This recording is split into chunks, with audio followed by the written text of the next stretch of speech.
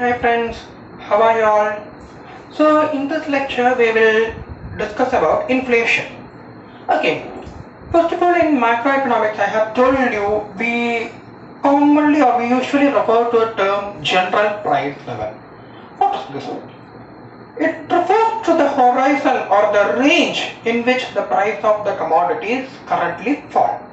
Okay, it might be rupees 100 to 200 or some range. Okay, the general price level. It will not be of a single commodity, it will be of a bulk of commodities. Okay. Now, do you think this general price level will remain constant or will remain unchanged? Take an example, your normal notebook which you use to write notes. Okay, that notebook, one notebook might have cost rupees 15 in 2015. Take for example. Now if you go and ask the shopkeeper for the same type of notebook, say the same company also, do you think it will still be priced at rupees 15? Tell me that. It is highly unlikely that the price will be rupees 15 even now. Okay. So it will not go below 15. It is very unlikely to go below 15 also, but it is highly unlikely that it will have risen to say 18 or 20 or something like that. Why does this rise happen? It is a general trend. Okay, there is no reason, means no explanation if you ask me why this price is rising. There can be many reasons, like the price of paper could have risen. Okay, such things or the labor cost to manufacture the notebook would have risen. There can be many such factors. Now, if you ask me why does the price of paper rise, there are a long range of questions we can ask, but unfortunately, I can't give you the answer for everything. So, the thing you need to understand is that the general price level has a tendency to rise over time. Okay, but if it rises only marginally or if there is only a small increase, then we will have the tendency to ignore. Well, it's not a big matter. But if the rise is continuous, it is persistent and keeping on rising general price level, then it is a matter of concern for us. Okay. This situation of persistent or continuous rise in general price level, which can be beyond our control, is called inflation. Okay, so the definition is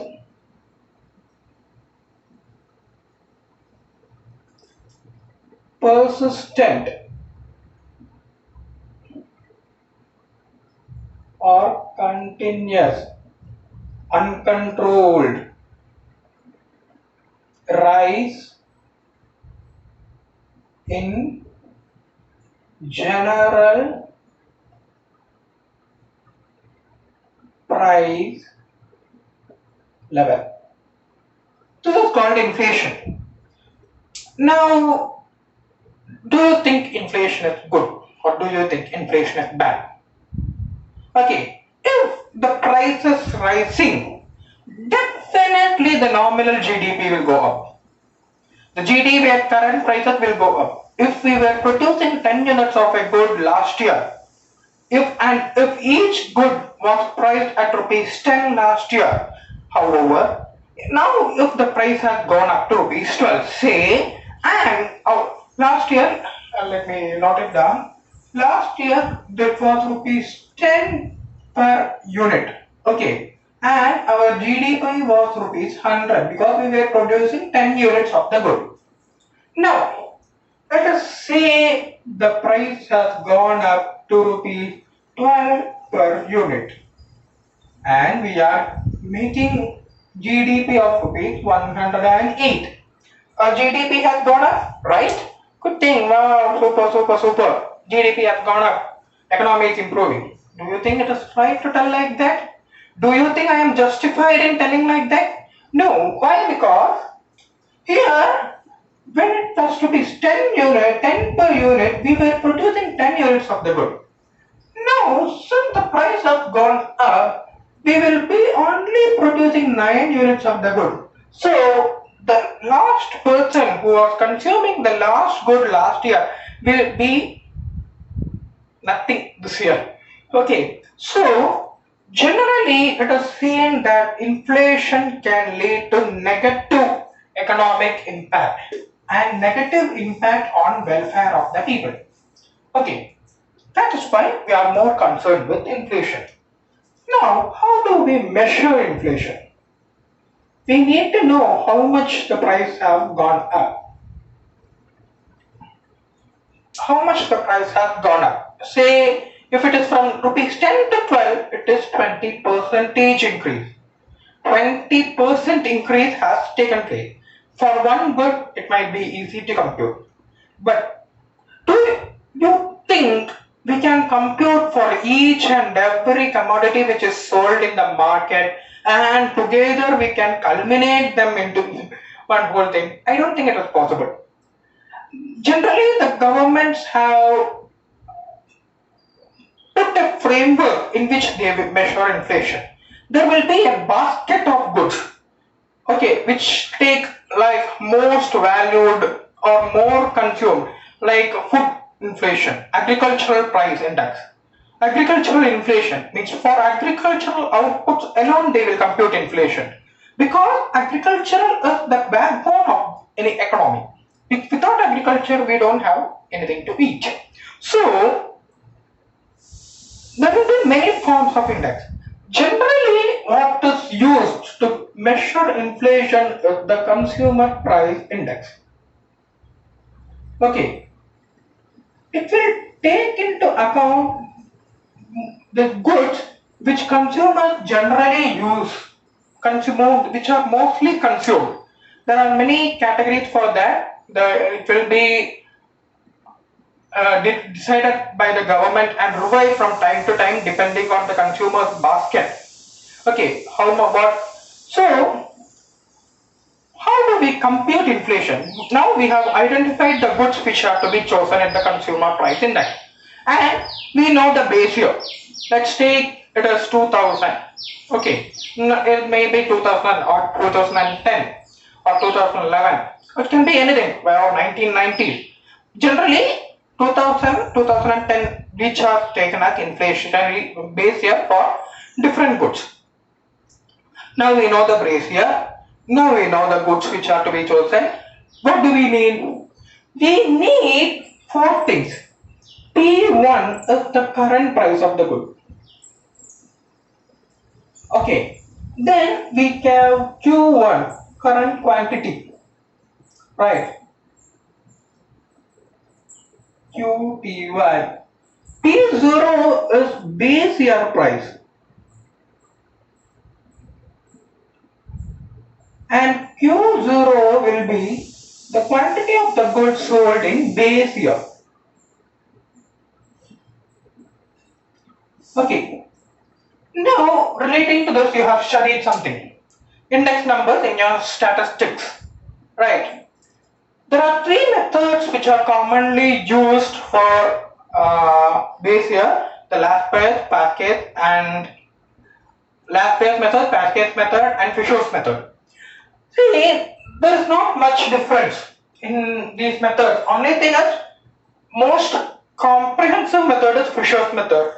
The last price index will be equal to P1Q0 by P0Q0 into 100. P1, P0 and all you know. And past case method will be P1 by P0 but weighted according to the base year's quantity. Now, past case method will be P1Q1 by P0Q1 into 100. Right. Now, but these are actually not proper. We are taking only a single quantity and we are weighing them. We are taking a weighted average index. The basic index will be P1 by P0 into 100. Okay.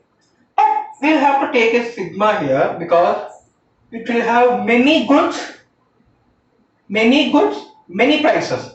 So the sum of all the prices into the respective quantity in the current year or according to the formula. Okay, but Fisher's method is somewhat different. It is the geometric mean of these two things, right? So it will be sigma P1Q0 divided by sigma P0Q0 into sigma P1Q1 divided by sigma P0Q1. We did not put two sides 100 because outside the rule we are putting 100, which will give the percentage of inflation. That is how we measure inflation using the consumer price index. Pascal's method, Pascal's method as well as Fisher's method. Okay, now what are the causes of inflation? See, we know there are two components in any economy, demand and supply, right? So there can be demand side inflation or there can be supply side inflation. The first type of inflation is the demand pull inflation. When demand rises, it will pull the price along with it. Okay, you know the diagram. Simply telling, let's take the example of X, O and Y, income, output, employment, AD or AS. Now this is AS. Now if initially the AD was like this, when AD goes up, it will take the price along with it. Price, okay, it will take the price along with it. Or basically, now let us take in the microeconomic angle. I think it will be more appropriate to take in the microeconomic angle. It will be even more simple, right? It will be relatively simpler to understand in microeconomic angle. Price and quantity, right? This is the initial equilibrium and this is the initial equilibrium price. Now, when demand increases, it will pull price along with it. It will take the price upward along with it, and this will lead to inflation. Okay, this is demand pull inflation. Okay, why does demand pull inflation happen? Basically, because demand is rising. Simple. Demand pull inflation happens because demand is rising. Nothing new in that. Why does demand rise? There are many reasons. The first one is public expenditure.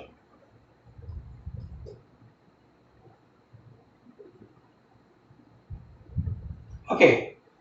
Public expenditure means the government will spend money on constructing roads, bridges, and many other things. The government has to do many social activities. For each of these things, the government, if you are taking the Prime Minister is not going to come himself and do each and every public work. They will be hiring people for that, right? So these people will be paid wages for their work. Okay, these people in turn will get higher income. Higher income means higher demand. Higher demand means rise in prices. Therefore, public expenditure, when they increase, it will lead to inflation. Then the second one is deficit financing.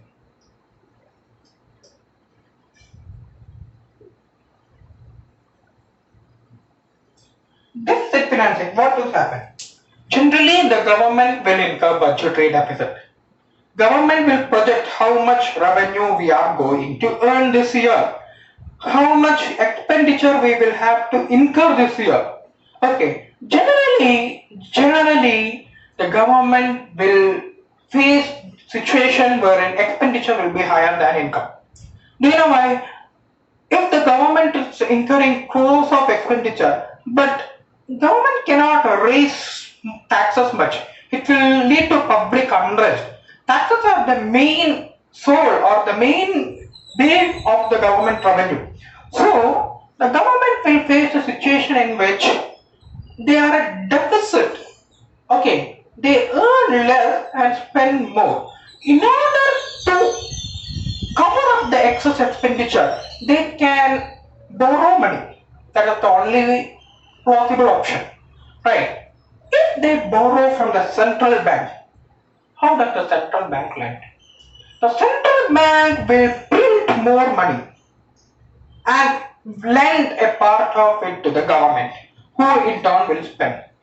Since money is being printed more and more and more, obviously this money will also become income to some people or the other.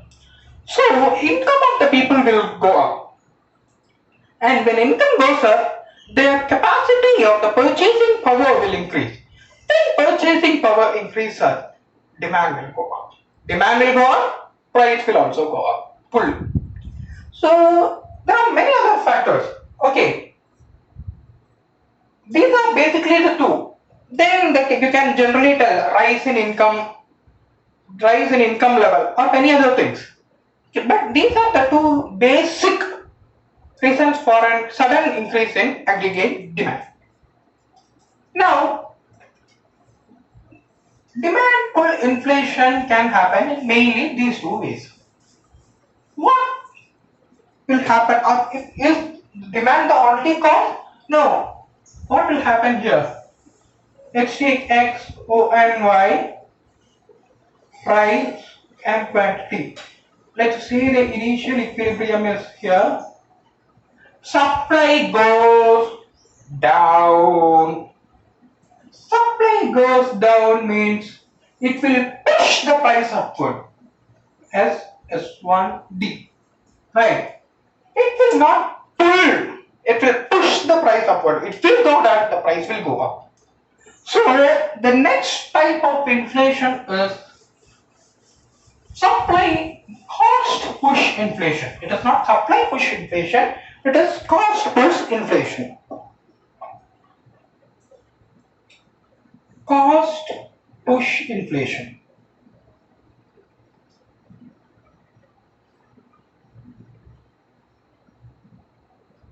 What will happen here? Somehow or the other, the cost of production has gone up.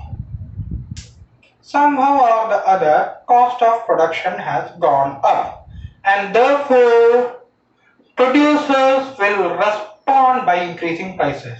Do you think in response to rise in cost, any producer will say, okay, I will just keep this price, my cost has gone up, I can't do anything?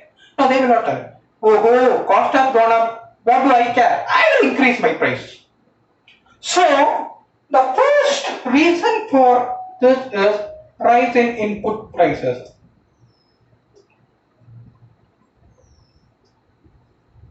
Rise in input price.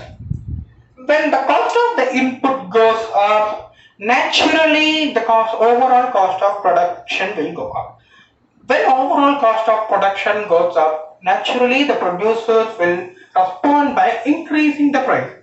Okay, they can reduce the quantity of supply. Okay, but even if the producer is reducing the quantity of supply, he is foregoing first gain. So definitely the producer will raise the prices. So this is the first reason, rise in input prices. Then the second is wage price spiral.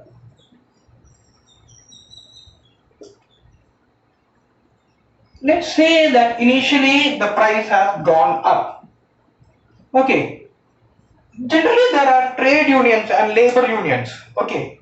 These labor unions are the group which work for the welfare of the workers or the laborers.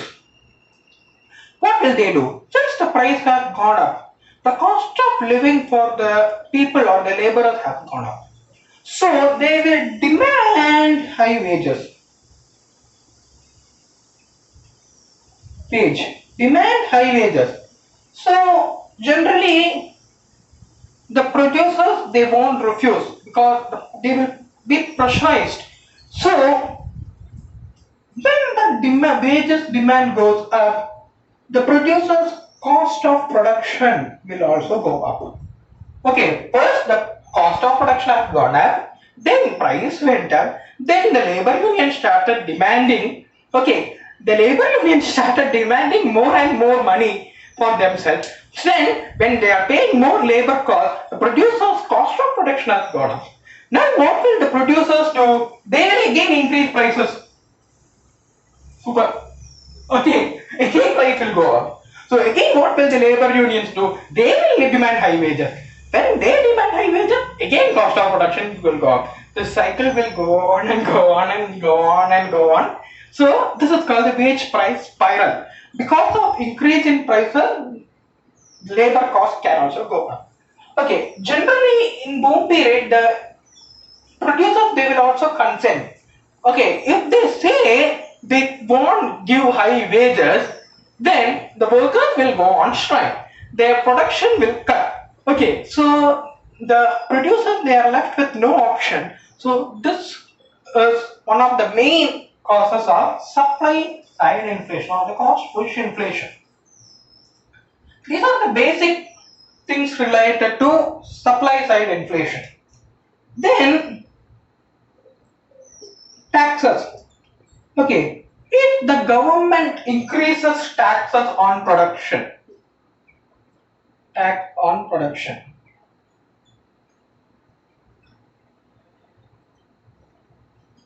increasing of the tax of production will naturally lead to rise in cost of production. Okay, taxes are a component of the cost of production. So if the cost of production goes up, naturally the whole thing will happen again. Okay, so that's why this is the third form of supply side of the cost push inflation. Now, what if the government reduces tax or gives subsidies to production means it's not good. Subsidies to the people. Okay. If the government reduces tax, lead to more money in the hands of people. Earlier, if a person earned rupees 100 and if he had to pay rupees 20 as tax, now if he is paying only rupees 15, that additional 5 rupees is an income for the people. So greater money with people. So they will lead to higher purchasing power, right?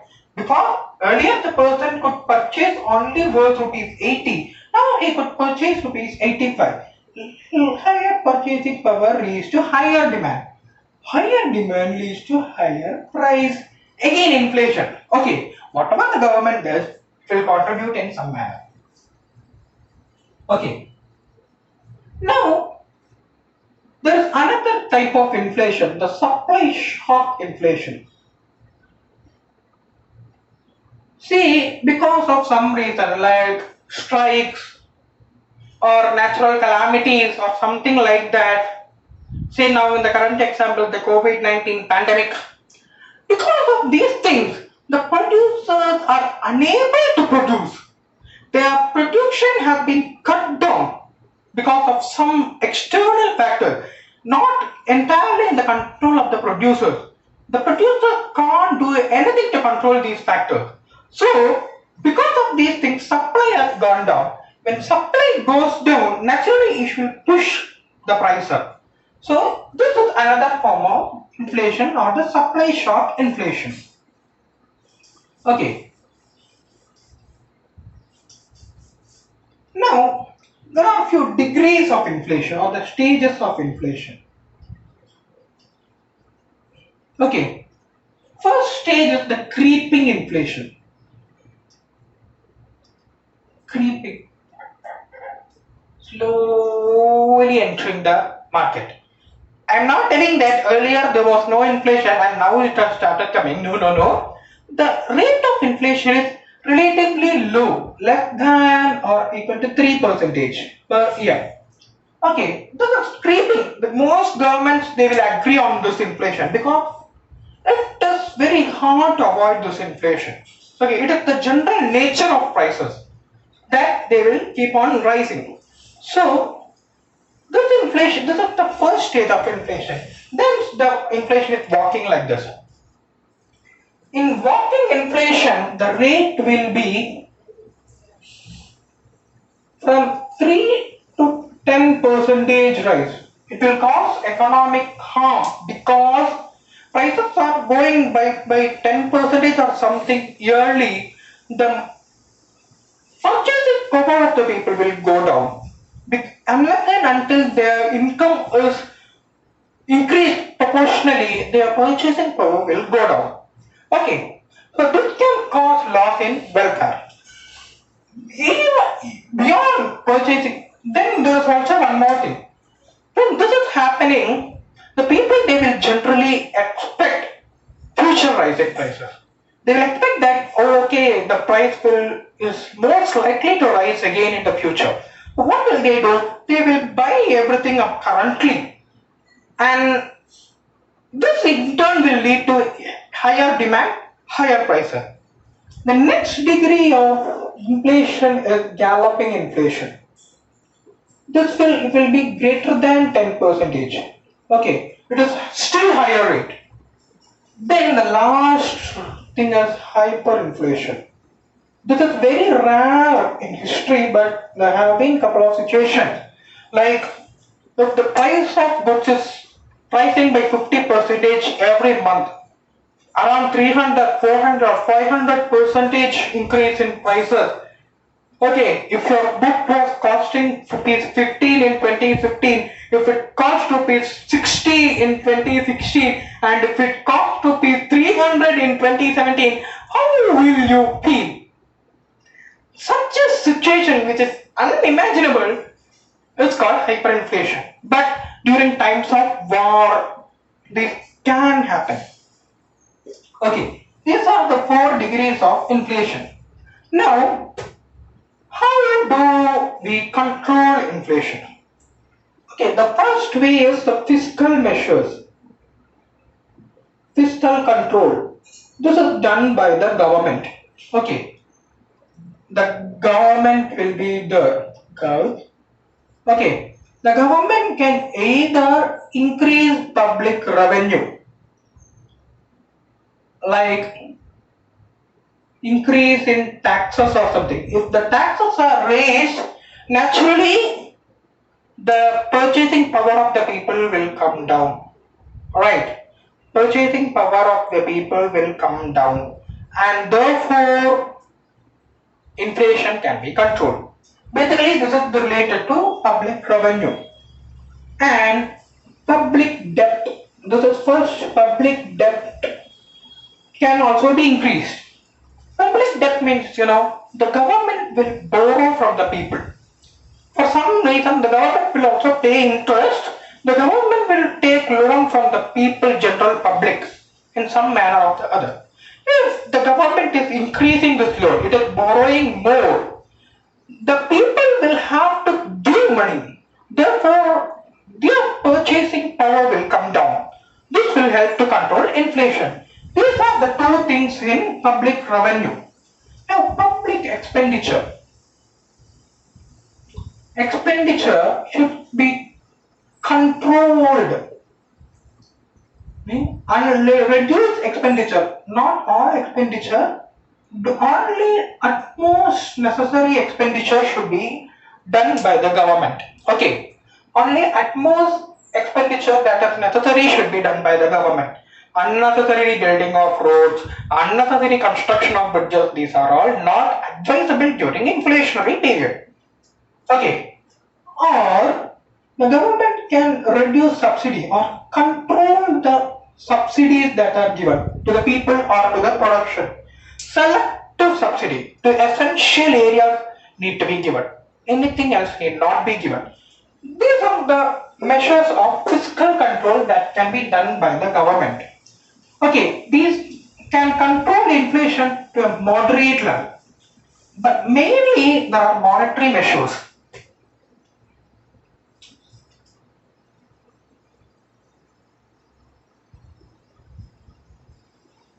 Monetary measures. This is done by the monetary authority or the central bank of the country. Okay, what can the central bank do? First is the bank rate. What will happen with this bank rate?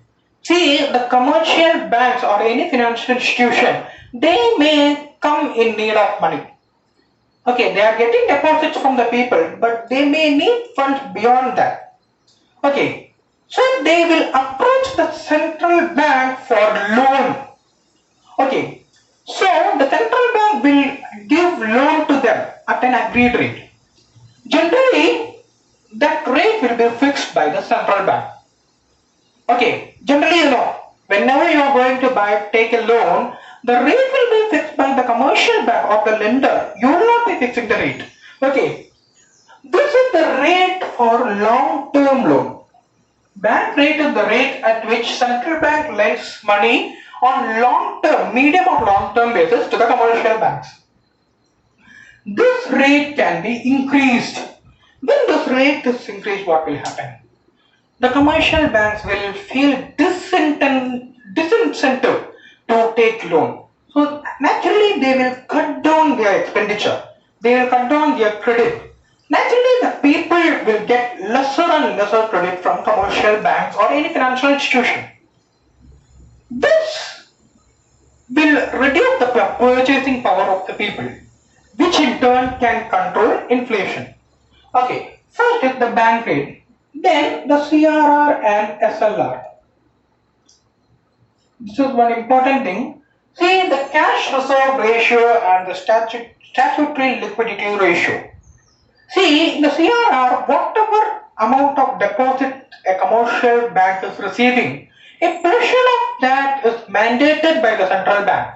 That is, whatever amount the commercial bank receives as deposit, a part of it should be kept with the central bank as CRR.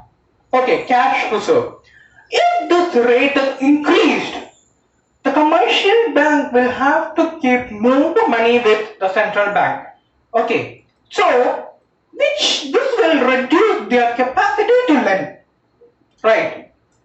See, if the CRR was initially 5% and now it is 10%, and a bank receives 100 rupees of deposit, earlier it need to keep only 5 rupees with RBI or the central bank. Now it will have to keep rupees 10 and it can lend only the balance rupees 90. So lesser and lesser credit will go to the people. Now, when lesser and lesser credit goes to the people, their purchasing power will come down and naturally inflation will be controlled. SLR. SLR is a similar ratio.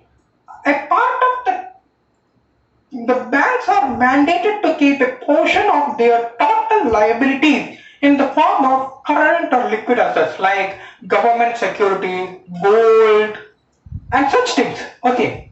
So, even if this ratio is raised, that also will reduce or curtail the bank's capacity to lend. This in turn will control inflation. Then, selective credit control.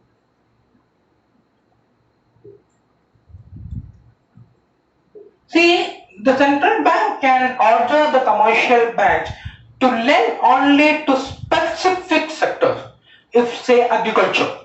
Okay, only for such sectors the commercial banks will be allowed to lend. So the unnecessary sectors will get curtailed and they will in turn demand will fall because when the unnecessary sectors they don't get money, they in turn will their purchasing power will come down and they will demand less. Then there is one more called moral suasion. This is something different, okay? The central bank will not tell you need to do this. No. The central bank will tell this is the situation. You do whatever you think fit in order to control this. The central bank will persuade the commercial banks in order to take their own initiative, their own measures in order to help the economy. Okay, this is moral suasion. Then OMO, open market operation. Okay. See, I have already told you the SLR, for SLR, the commercial banks, everybody will be keeping securities, basically. Okay, government securities or something like that. Now, these can be traded among the commercial bank and the central bank, right? So, in the time when there is inflation, the central bank will purchase the central bank will sell securities to the commercial banks, right? This in turn, the central bank will purchase money from them. When to buy a security, the commercial bank will have to give money. Therefore, if the central bank is selling securities in the open market, the commercial banks and everybody will buy. They in turn will give money to the central bank. That money has been removed from the economy, has been removed from the purchasing power of the people. Okay, this in turn will control inflation. These are the basic measures. Then there is one thing called the repo and reverse repo. Okay, so this is one another mechanism. See, if the banks are keeping money with RBI for short term, or the banks are borrowing money from RBI or the central bank for short term, that interest rate at which RBI lends will be called repo rate. And when the banks are giving RBI money for short term, that rate at which the RBI will pay interest to the commercial bank will be called reverse repo rate. Then, when there is inflation, both these rates will increase. Am I mad? Okay, repo rate can increase. Why? Because if the rate is increased, commercial banks will be disincentivized to borrow from the central bank. So naturally, inflation can be controlled. But why am I increasing the reverse repo rate?